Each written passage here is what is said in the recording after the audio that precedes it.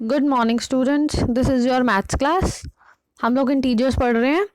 हम लोगों ने मल्टीप्लिकेशन तक कर लिया था। आज बारी आती है नेक्स्ट टॉपिक की, डिवीजन ऑफ इंटीजर्स। अब हम देखेंगे कि इंटीजर्स को हम लोग डिवाइड कैसे करते हैं। अभी तक आपने एडिशन, सब्ट्रैक्शन और मल्टीप्लिकेशन सीखी थी। 2 नंबर्स 3 नंबर्स की आपको अच्छे से आती हैं। अब हम देखेंगे कि डिवीजन कैसे होती है इंटीजर्स में। देखो, सिंपल एग्जाम्पल से समझते हैं। फर्स्ट एग्जाम्पल है हमारे पास 3 इंटू 5 इज इक्वल टू 15।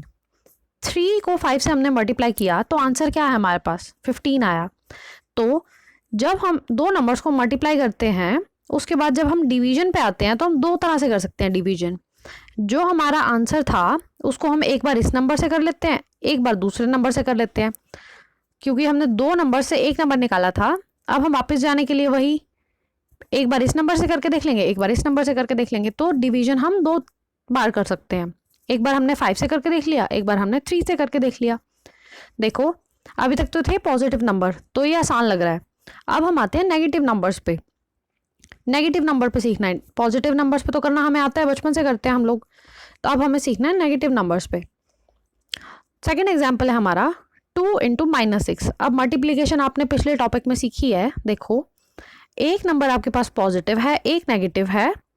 तो हमने क्या किया, नंबर्स को मल्टीप्लाई कर लिया। नंबर क्या थे 2 इंटू 6, 2 इंटू 6 कितना आ गया 12। और हमारे पास वो नेगेटिव नंबर कितने थे, एक ही था ना नेगेटिव, तो इसलिए आंसर में भी एक नेगेटिव आ गया, मतलब -12 आ गया।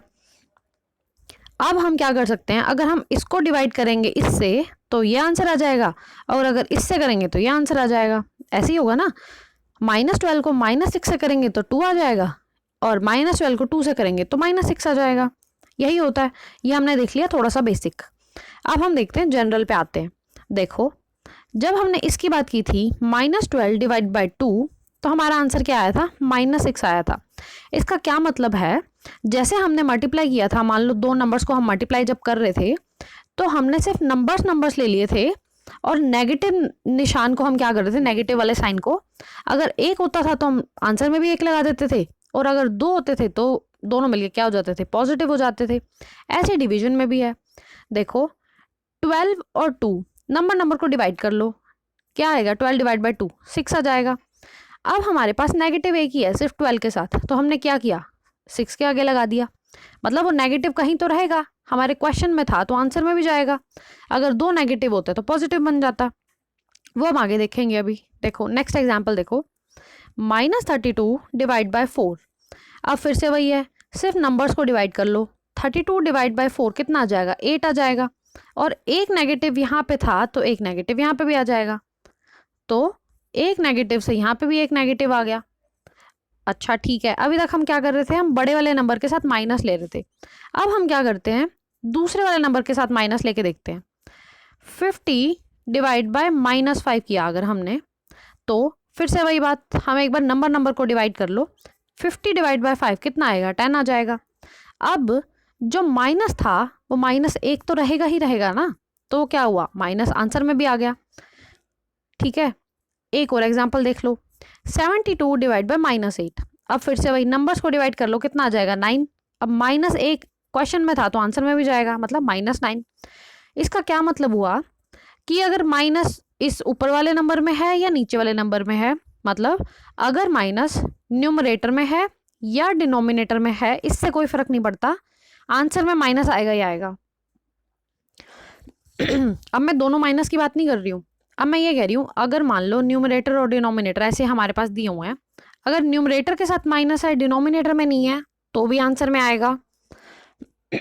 सॉरी, और अगर न्यूमरेटर पॉजिटिव और डिनोमिनेटर नेगेटिव है तो भी आंसर में आएगा, क्योंकि एक ही नेगेटिव है तो वो आंसर में तो आएगा ही आएगा। क्वेश्चन में था तो आंसर में आएगा।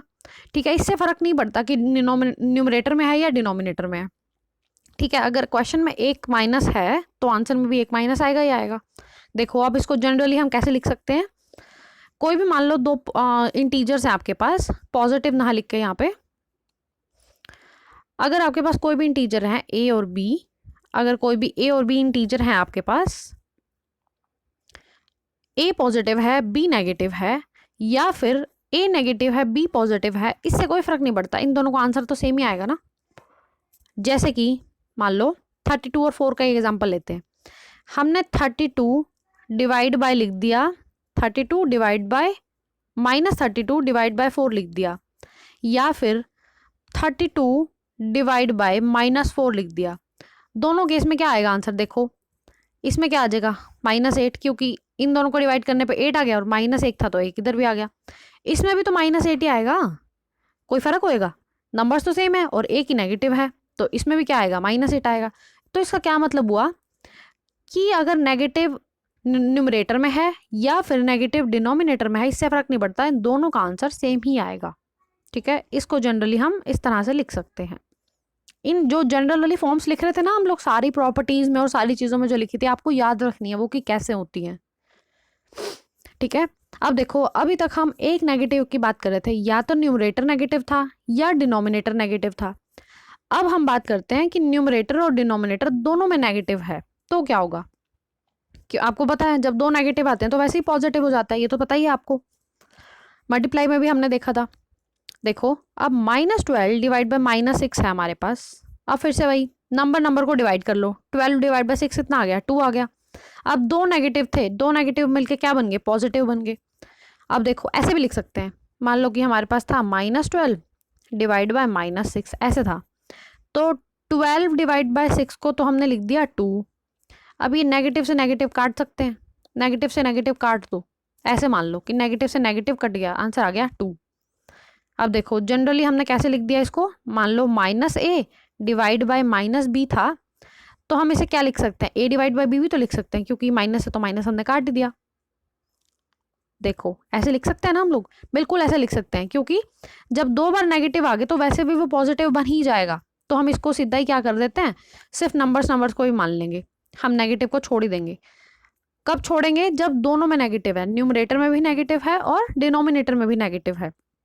अगर एक ही नेगेटिव है हमारे पास क्वेश्चन में तो आंसर में भी नेगेटिव आएगा, पर अगर दोनों साइड नेगेटिव है, दो नेगेटिव हैं, तो वो मिलकर क्या बन जाएंगे? पॉजिटिव बन जाते हैं। ठीक है, कोई डाउट नहीं होना चाहिए आप बच्चों को इसमें। ये था आपकी डिवीजन कैसे करते हैं हम इंटीजर्स की। देखो अब आपके लिए क्वेश्चन है, आपको ये 4 क्वेश्चन दिए मैंने, इनको सॉल्व करने हैं आपने। बहुत आसान है, कोई दिक्कत नहीं है, मैंने अभी सारे सॉल्व करवा दिए हैं आपको, बिल्कुल सेम है, एग्जाम्पल जैसे ही हैं, आप लोग कर लेना। और आपकी बुक में 2 एग्जाम्पल दिए हुए हैं, पेज नंबर 24-25 पे, एग्जाम्पल नंबर 6 एंड 7। ये एग्जाम्पल्स आपको रिवाइज करने हैं। ये तो बहुत छोटे से हैं, 2 ही मिनट का काम है, ये 5 मिनट लगेंगे आपको बस। ठीक है, अच्छे से ये क्वेश्चंस करना और ये 2 एग्जाम्पल भी रिवाइज कर लेना, बाकी हम लोग कल करते हैं। Thank you.